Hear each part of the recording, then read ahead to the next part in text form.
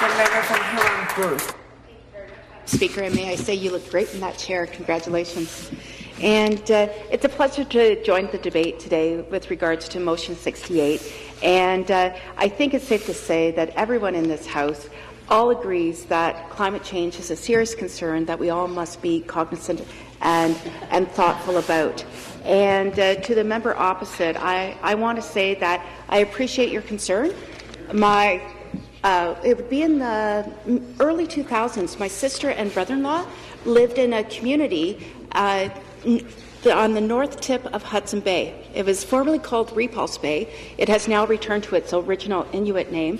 But I recall we went up to visit them on May 24 weekend one year, and there was concern because the polar bears were coming close to the community, and they had to go and, of course, deal with the threat accordingly. And the only reason that particular bear was coming close to the community was that it was looking for a new... I want to really stress the fact that the PC Party of Ontario remains committed to tackling climate change in a fashion that will reduce greenhouse gas emissions, Speaker, while protecting taxpayers and our economy.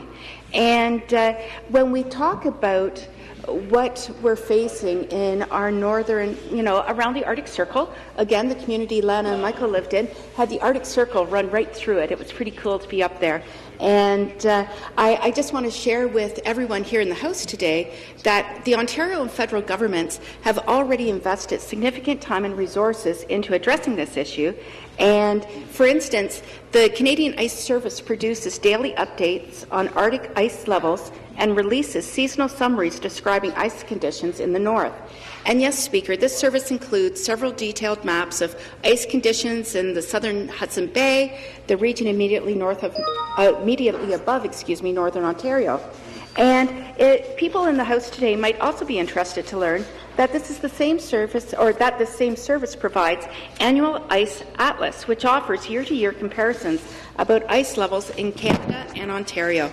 And, Speaker, the legislature, we don't want to get stalled and using a lot of time on a motion that when we have yet to develop an effective response to climate change.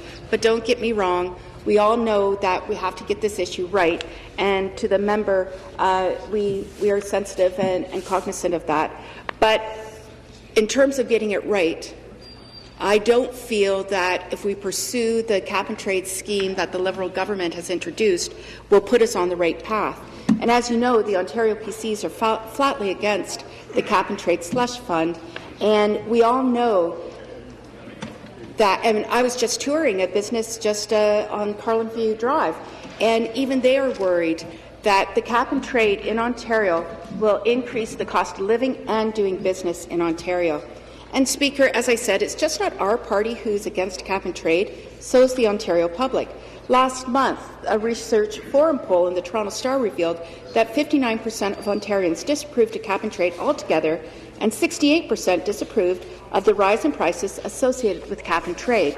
So while we're amicable to this motion, and I applaud the member for coming forward with it, we really need to be cognizant that in the larger picture, when it comes to addressing climate change, I just want to ensure that we do not handcuff Ontarians with a costly scheme that will impact business as well as households.